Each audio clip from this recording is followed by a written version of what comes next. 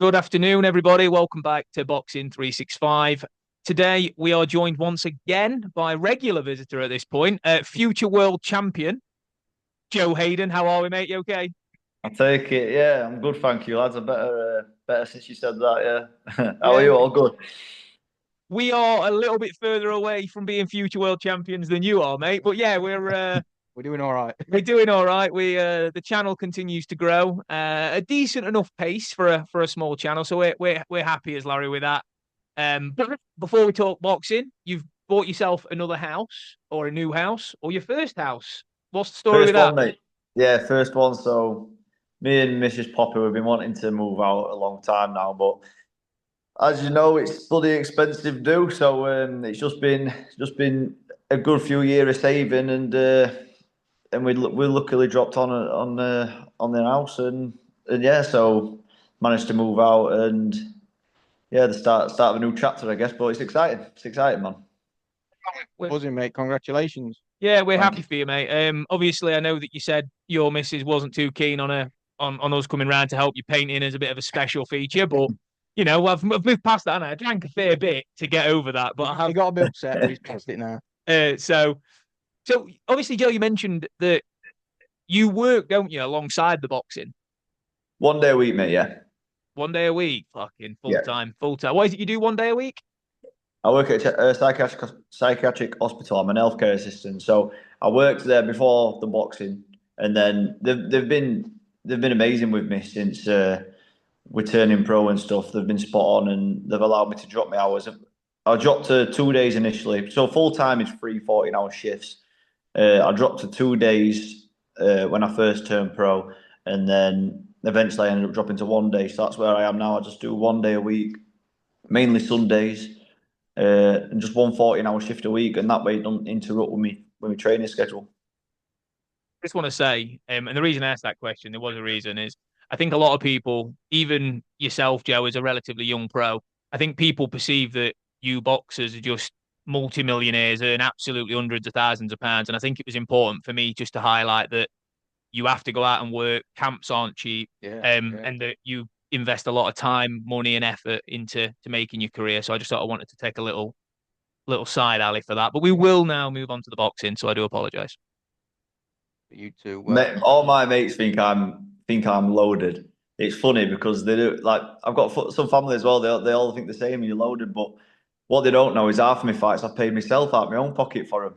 I'm just fortunate enough to have good sponsors that allow me to be full time and drop my hours at work. If it weren't for them, I'd still be working full time, like a lot of pros still are. I know quite a few people who are working full time and training alongside, and I take my hat off to them because it's hard.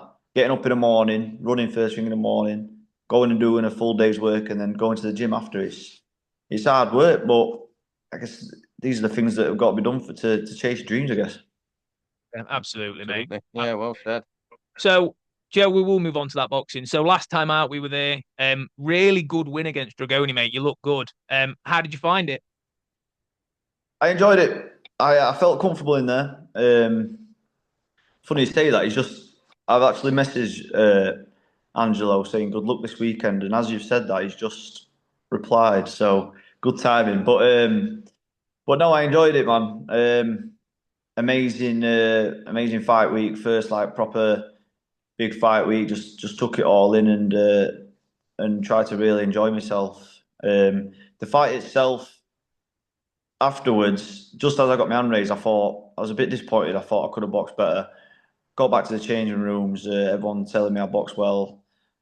I watched it back, and that's when I thought, oh, I did actually box well. In my head, I didn't think I boxed too well. When I watched it back, I thought I boxed well. But no, obviously, I know what I'm capable of in the gym, and yeah, I think Angelo brought. It was a tough opponent. He come and I think he tried to smother me, tried to be a bit of a spoiler, get all over me, and make it rough and make it an hard night's work. But I managed to avoid that. Use my feet, use me jab, and yeah. But towards the end of the fight, I found my range and got comfortable, and I got a knockdown, a nice little clip on Matchroom's Instagram. So I was happy with it. To be fair, mate, we were absolutely over the moon. And on regards to that fight, obviously, for yourself, for Joe number two, and obviously for Dave, the atmosphere was incredible. You must have been buzzing for yourself to get that opportunity, but also you must have been over the moon for a friend in Dave for him to have that opportunity. Unfortunately, he didn't come away with a win, but for the opportunity nonetheless. Mate, I could not believe it. I could not believe how hard it was. I've been to so many events live, and that was by far the best night of boxing. They have the best atmosphere, the best night of boxing I've ever seen live in person. I've been to some big nights, and yeah, I could not believe it. And like I say, it's for one of my closest mates in Dave. So I was so proud watching him walk out, and the pictures that Matchroom put on. It doesn't look real when you see him walking down the stage and you see how many people are there, and he's surrounded by these thousands and thousands of people. It's absolutely crazy. And after the fight, even though it was a loss, I said to him after, it doesn't feel like a loss because the whole night was just such a big buzz, and afterwards people were so happy for him, and he put on a good performance, and I think he come away with it with his stock even higher than before.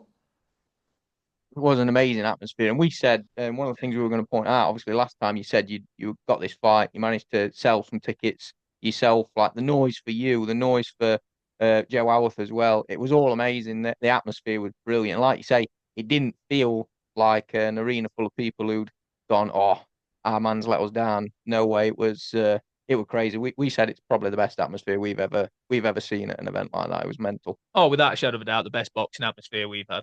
Yeah. With 100%. It reminded, I'll be honest, the only thing that was sort of similar, and only very briefly, is Lee Wood has a really good Mm. support with regards to the walkout initially. Yeah. But once that bit goes, Lee Wood's crowd tends to die down, whereas Dave's just fair play to him continued throughout. So Amazing. I think Yeah. it was like there was 9,000 people there, and you could tell that all 9,000 people were there for Dave, sort of thing. It wasn't a split crowd. Obviously, he's come all the way from Canada, uh, but it was genuinely a crowd that were there to see Dave do well, and it was nice. And I guess this why is the people champion. That proves why. Yeah, absolutely, mate. One of the things we were going to ask you as well, obviously, you mentioned about your fight, you said about Dragoni Bit, he'd come out there to smother you and stuff like that. You'd said previously when we interviewed you that it was going to be your first fight without Dave in the corner. How did you find that? Yeah, so he rang me beforehand, just before I set off to the venue. I was in the hotel. He rang me and just sort of went over the game plan, and that's what was stuck to really. Obviously, I had Nigel in my corner, who I've got a really good relationship with Nigel. I've been in the gym with Nigel now for quite a while, and he was cornering me in sparring, etc. for like during the camp before the fight. So um, yeah, it was nothing. Wasn't too unusual, but yeah, we had the game plan. So in my head, I knew what Dave wanted me to do. So I just stuck to the game plan as much as I could. Absolutely, and clearly worked, and obviously got out of there with the win, which is perfect. And I know again when we spoke to you last time, you already had this fight planned coming up with George Mensah, vacant welterweight Commonwealth silver title.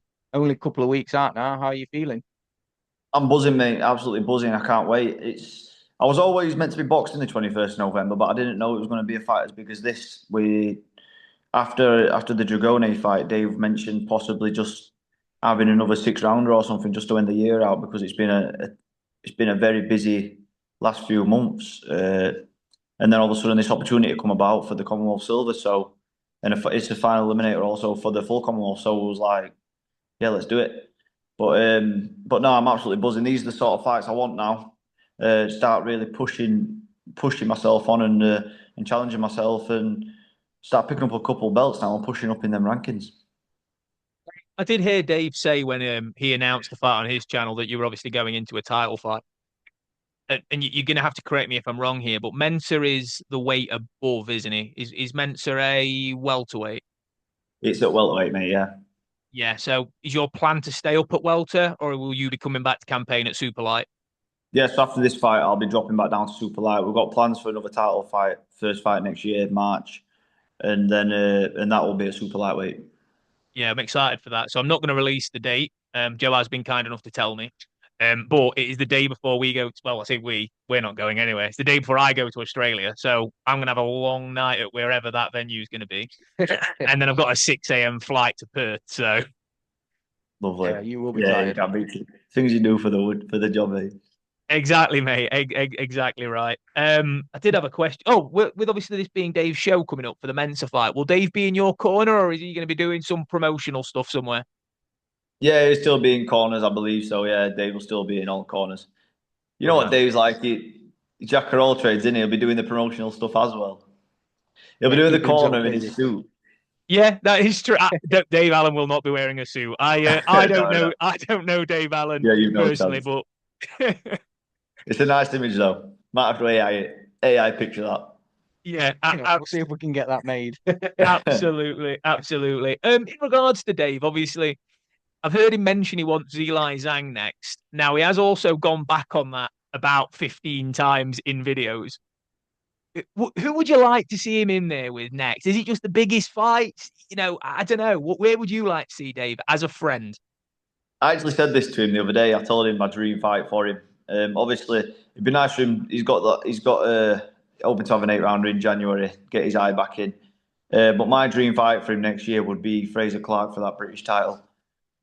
Obviously, boxed Fraser a couple of years back now, and I know that we're nowhere near the best version of Dave and the version of Dave that I see in the gym. So I'd love to see him get that win back over Fraser, and I'd also love to see him pick up the British title. So if you could do it both in one night, that'd be amazing. And that'd be my dream fight for Dave. I'd love to see him pick up that British title. Sounds like a perfect one, doesn't it? That we We talked about ourselves. Yeah, I know there's a couple of fights that Dave's always joked about, he keeps bringing it up. And again, I'm sure he's mentioned it to you, Joe, as a friend. But he's got a fucking obsession with Chris Lovejoy. You know what? This I think he just wants to shut him up. is it right? So I've heard him mention Put a it nail to in coffin and shut him up. yeah, I've heard him mention it to Eddie Hearn. I've heard him mention it to IFL. It's everywhere, and I think he's deadly serious. Does he want to fight Chris Lovejoy? I don't know if it's a one. I don't know if he wants to, but he would happily. Yeah, he would happily punch him in the face. There Yeah. are worse. Yeah. There are worse opponents for an 8 round get your eye in back fight. I mean, I've got to be honest. There's worse opponents. God, that was years ago now when they were meant to fight, weren't it? Years ago. Was it just before lockdown or maybe just after lockdown? It's got to be. It's got to be 4 years ago. It's got to be. Yeah. It was a hell of a long time ago. But he's a bit of a talker, I think, isn't he? So I think that'd be nice to show him Silence up. him a bit. I don't know how Yeah. he still gets the confidence to talk Lovejoy because he's coming off of like 4 consecutive first round stoppages. The guy's an absolute bum, but he just keeps coming. He just keeps rearing his head. Yeah. So a final sort of question, I think, or final couple of questions. Obviously, stable mate, co-trained by Dave, Mr. Joe Howarth, Giorgio Visioli. That is a big, big fight for Joe. Can we get a prediction? Yeah, I'm buzzing Joe got this fight. Obviously, there's been talks about it for a while, and I was really hoping it would come off for him, and it has. So I'm looking forward to it, to be honest. I've been training with Joe now for maybe just over the last year. I'm not sure how long, but he's very talented, and he's so heavy-handed and so sharp. He's nice to watch when he's on the pads with Dave and he's punching the bag. It's nice to watch. And obviously, don't get me wrong, Visioli's brilliant. I love watching Visioli. Nice southpaw, very, very good fighter. But it's a great fight for Joe. I think Joe's a massive lightweight, isn't it? Joe's a massive lightweight, and he's big, heavy-handed puncher. So I think he'll cause Visioli a lot of problems. And obviously, it's Visioli's first real test, really. He's coming up from super featherweight himself, maybe not a very big lightweight. So I think it'll make it interesting, and it's one I'm looking forward to. I'm actually going to do my seconds license. I'm hoping to be in the corner with Dave for the fight, so that'd be exciting as well. Dave passing his stool putter inner skills on to me.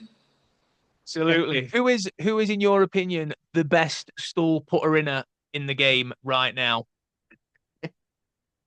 Got to be Dave, hasn't it? Got to be Dave. I think Dave might be the only stool putter in a. Might actually be classed as the only stool putter in a. In boxing, I've never heard anyone else be called a stool putter in a. So one of one. That's it's perfect, mate. it's a new league. Yeah, absolutely. It's And a new look, role. Dave. Sorry, it's a new role. Yeah, absolutely. And then the final prediction. Obviously we've got Eubanks Benn coming up next week in a highly anticipated fight. Last question from me is again prediction. How do you see that one going? Mate, I'm so on the fence with it. Like last time, I was dead certain Eubanks going to win. This time round, I don't know, man. I feel like Ben's going to be a bit of a different fighter this time round. I feel like he's going to have took a lot of experience from the first fight. I don't know. You see, like the way that Eubank lives outside the camp and stuff. You don't know what he's been up to. But then I started seeing videos of Eubank training, and I thought he looks he looks brilliant. He's always in shape. He's always fit. Whatever he does outside of the gym, it obviously doesn't interfere with what he does in the gym. But if it's anything like the first fight, we're in for another good night of boxing. But I don't know. At first, when the rematch got announced, I thought Ben will win because I thought, yeah, Ben will take more from the first fight. A good bit of experience for him, but now I'm sort of on the fence with it. So I really don't know, man. But yeah, I'm looking forward to it. It's a good night of boxing. Obviously, Jack's on as well. So it's a night I'm looking forward to. Yeah, it will be a great night, and I think we're pretty undecided at the minute as well. So we don't blame you for that at all, mate. But yeah, I mean, thanks again, obviously, Joe, for taking the time to talk to us. We know like we say, we know you're already busy with your house and everything, so we really do appreciate it, mate. We'll be looking forward to seeing you out on Dave's show very soon, and we'll be fingers crossed for you, mate. Nice one, lads. Appreciate it. Cheers for having me on again. No worries, Cheers, Joe. Joe. See you Pleasure, later, mate. pleasure, mate. See you later. Cheers, fellas.